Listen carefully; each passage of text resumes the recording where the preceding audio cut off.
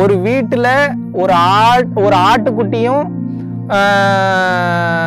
மாடு கூட சொல்லலாம், மாடெல்லாம் இருந்ததுன்னு சிறப்பு, ஒரு ஆட்டுக்குட்டியும் ஒரு முருங்கை மரமும் இருந்தது அப்படின்னா அந்த வீடு பஞ்சத்துல அடிபடாது, எப்பயும் சிறப்பா இருக்கும்னு ஏன் அந்த காலத்துல சொல்லி வச்சாங்க. ஏன் அப்படின்னா அந்த ஆட்டுக்குட்டியில இருந்து வரக்கூடிய பாலை எடுத்து நீங்க பால் வித்து பொழைச்சிக்கலாம், டெய்லி வருமானத்தை போக்கிக்கலாம். அதே பாலை தயிராக்கி மோர் ஆக்குறதுக்கும் வாய்ப்பு இருக்கு. ஆட்டு தயிரையும் மாத்தலாம், மாட்டு தயிரையும் மாத்தலாம் நீங்க. ஸோ உங்களுக்கு வேணுங்கிற அந்த செலவுகள் அப்படின்றது தீந்துரும். இப்போ முருங்கை மரமும் இருக்குதுன்னு வச்சுக்கோங்களேன். அந்த முருங்கை மரத்துல இருந்து வரக்கூடிய அந்த முருங்கை இலையை வச்சு நீங்க வந்து சேல்ஸ் பண்ணி பொழைச்சிக்கலாம்.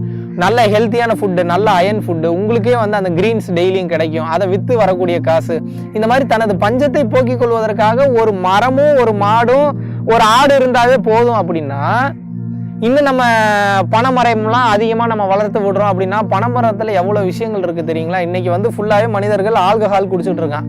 இவன் ஆல்கஹால் குடிக்கிறதுக்கு பதிலாக என்ன கேட்டால் பேசாம தென்னங்கள் பனங்கள் குடிச்சிடலாம். மூலிகை சாறு, அது அந்த காலத்துல நம்ம சித்தர்கள் எழுதி வச்சுட்டு போயிருக்காங்க. அவங்களே அவங்களோட டயர்டுக்கு மூலிகை சாறுன்ற பேர்ல தென்னங்களையும் பனங்களையும் குடிச்சிருக்காங்க. இது புராணங்கள்ல இருக்கு, அவங்க சித்தர்கள் எழுதுன பாடல்கள்லயே இருக்கு. அப்படி நம்ம இன்னைக்கு போய் ஃபுல் விஷத்தை சரக்கு வாங்கி அடிக்கிறதுல இல்ல மற்ற ஃபாரின் பிராண்டிஸ் எல்லாம் வாங்கி அடிக்கிறது பதிலா இன்னைக்கு நீங்க மூலிகை சாறு குடிக்க ஆரம்பிச்சிட்டீங்கன்னாவே கண்டினியூவா ஒரு மனிதன் 20 நாள் மூலிகை சாறு குடிக்கிறான், தென்னங்கல்லோ பனங்கல்லோ குடிக்கிறான்னா அவன் உடம்புல இருக்கக்கூடிய சர்க்கரை வியாதி குணமாகிவிடும். உடம்புல இருக்கக்கூடிய ஏகப்பட்ட பிரச்சனைகள் குணமாகிடுது. மிகப்பெரிய அரசியல் மாற்றத்தை ஏற்படுத்தும்.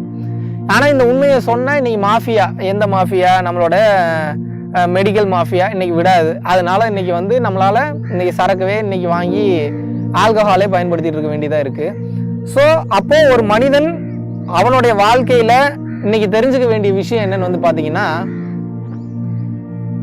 அவன் வீட்டுக்கு தேவையானது, அவன் நாட்டுக்கு தேவையானது அவன் வீட்டிலே விளைவிக்க தெரிஞ்சிருச்சு. நம்மாழ்வார் சொன்ன மாதிரி வீட்டிலேயே விளைவிக்க தெரிஞ்ச அந்த ஒரு அனுபவ அறிவு வந்துருச்சு அப்படின்னா ஃப்ளைட் ஓடுறது ஒரு நாள் நின்றோம், டூ வீலர் ஓடுறது நின்றோம், கார் ஓடுறது நின்றோம், மற்ற அதர் டிரான்ஸ்போர்ட்லாம் நின்றோம்.